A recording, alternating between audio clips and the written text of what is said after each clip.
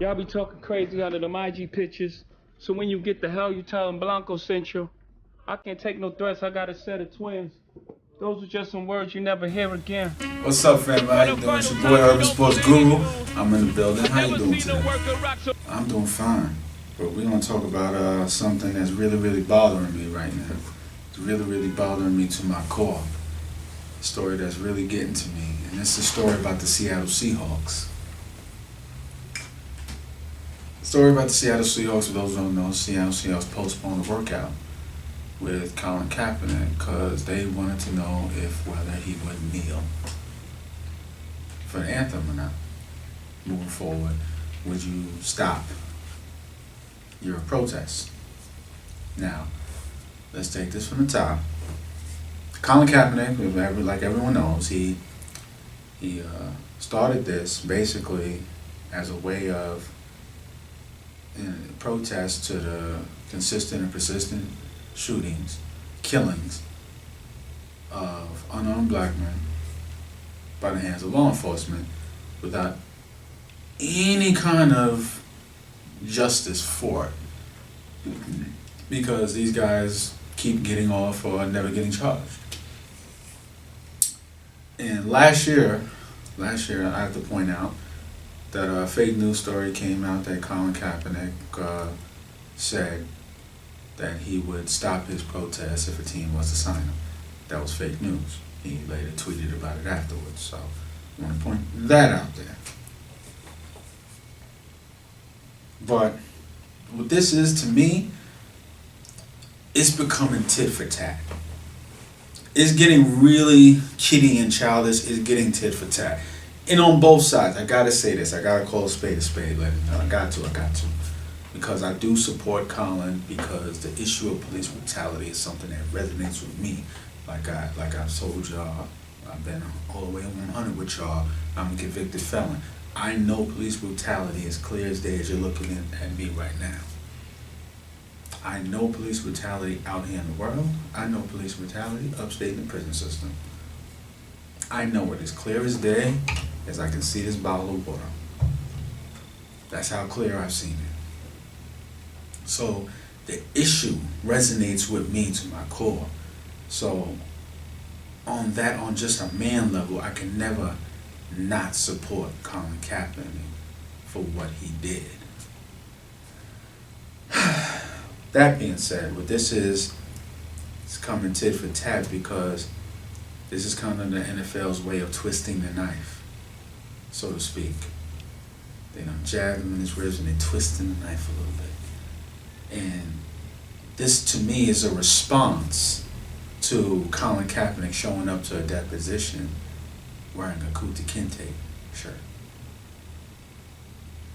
Okay, you want to play these kind of games? You want us to hire you and this is the bullshit you doing? Okay. This is how we're going to respond. Give you a fake ass workout. Make you think it's really going to be a workout. But are you planning to keep your protest going? Are you going to kneel? Are you going to continue to kneel? You don't give me an answer, I take this away. This is their way of twisting the knife. And this petty shit is going to continue and continue, and I can't fucking stand it. This issue should be done by now, and Colin Kaepernick should have a job. I mean, because the NFL, this is what the NFL has shown throughout the years. The NFL has shown that they give a fuck about making money. NFL has signed a whole shitload of players with, let's just say, checkered past. Let's just say, are not model citizens. You understand me? Because at the end of the day, what the fans give a shit about, the fans give a shit about, can this person win? This is what fans do. Fans say, he may be an asshole, but if he's helping us win, he's our asshole. He's our guy. This is what fans do. The reason why Colin Kaepernick doesn't have a job because he stirred up so much anger in fans that this is something that the owners have never seen before. Those who understand what I'm saying. I'm a Giant fan. Our owner, Maras and the Tish, said flat out, I've never seen this much emails that came out. I've never seen this much vitriol in the emails. And off that alone, I'm not touching him. You think he's the only owner that got this? I'm more than certain all of them was getting this.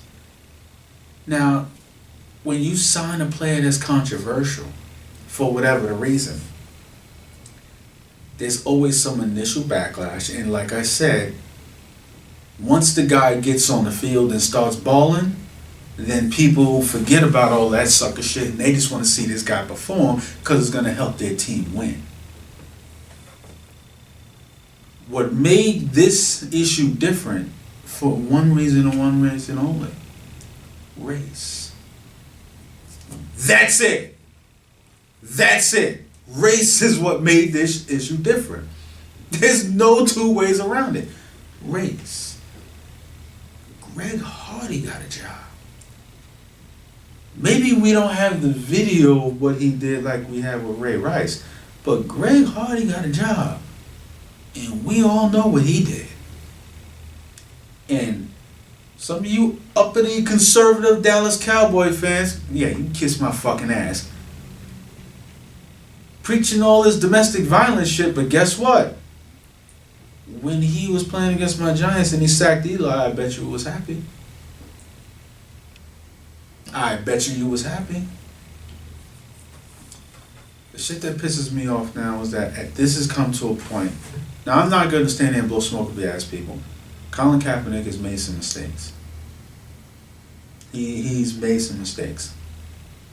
There's no two ways around it. I'm not going to sit here and stroke the guy. No, the brother has made some mistakes. Much as I support him and what he protested, he's made some mistakes. With all that being said, this has gotten to the point when I build with people about this, they're tired of talking about this. They're tired of this being an issue. And it's getting to the point where I think before it was worse than any of the owners have ever seen before. It's now getting to the point where the tensions aren't as high this year as they were last year. And people are starting to get to the point where I could see him getting signed. There'll be an initial backlash, but the second he gets on the field, they're going to cheer him and scream his name. Last year, I'm going to be honest, I don't think that would have happened. Race is the original sin of this country. And last year it showed his face, and last year when the piece of shit who was in the White House jumped on the issue and made it even a bigger race issue. So last year I don't think that could have happened. I'm going to be honest with you. I don't think it could have happened. This year, I think it can. I truly think it can. I think he could be signed this year, and the tensions aren't as high, where he can come in, be in a little bit of backlash, nothing compared to what it would have been last year. But once he starts balling, he's your guy. And teams are going to roll with him. Straight up. Whatever team that is, they're going to roll with him. Whatever fan base, they're going to roll with him. They're going to want to see him perform. They are definitely going to want to see him perform. It's not going to be like before where I don't think they're going to be, well, last year, I don't think the fan base would have sided with him. This year, I think it got to the point where people are tired of talking about this. The vibe that I'm getting from people outside of the black community is like, why are we still talking about this national anthem stuff? They want to put this to bed. Meaning, give Cap a job already. Stop this tit for tat. I understand. I'm not defending the mistakes this brother has made. it was not the smartest thing to go to a deposition of potential bosses, people you want to hire you, and antagonize them wearing a Kunta Kinte shirt. That was not intelligent, in my opinion. No, it was not. But this is becoming a tit for tat, because this whole shit with Seattle right here, with Paul Allen, for crying out loud, the owner of Seattle Seahawks. Those who don't know who Paul Allen is, he's Bill Gates' number 2. Bill Gates' right hand. They go back. They go back. Ultra liberal Paul Allen. You know what I'm saying? Mr. Silicon Valley and all of that. So talking about Paul Allen here did this sucker shit.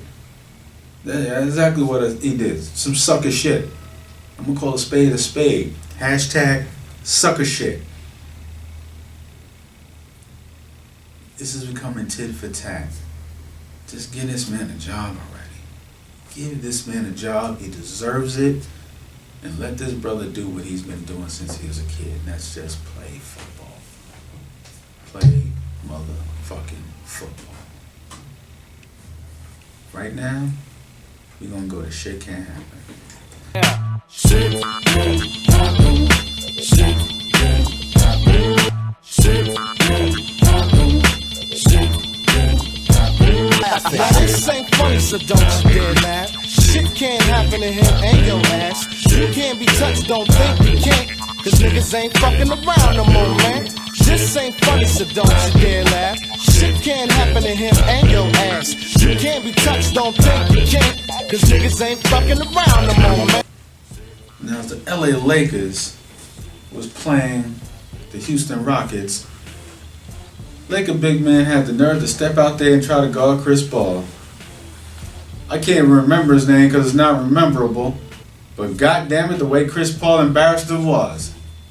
Zubac. And One is his name. I don't give a fuck what his name is. Chris Paul took him out here, took N1 out there and did the N1 on him between the legs. Excuse me. You had the nerve to come out here because you thought shit couldn't happen. Excuse me. Now, in the ending note, I'd like to give a special shout out to New England Patriots owner Bob Kraft. Because reports this week he went to prison in Philadelphia, in Pennsylvania, and visited one Meek Mill, and has since spoken out about criminal justice reform. I have to salute Bob Kraft for that, because normally criminal justice reform are spoken out by people who look like me, people who have been affected by, our crooked ass criminal justice system, not someone who's old, rich, and white. It benefits a lot of times from our criminal justice system, but I have to salute him for that because I appreciate that very, very much. And for those who don't know, Meek Mill was given a 2 to 4 sentence for probation violation. I'm sorry, and those that dealt with parole or probation in any way, shape, or form knows damn well that brother doesn't belong in prison, let alone with a whole sentence 2 to 4. Are you fucking kidding me? But I don't want to get into that because I'll start cussing for the next 45 minutes. But anyway, for those of y'all watching this, I appreciate it. You could have been anywhere in the world, but you're here with me, Urban Sports Guru. I appreciate that. God bless you.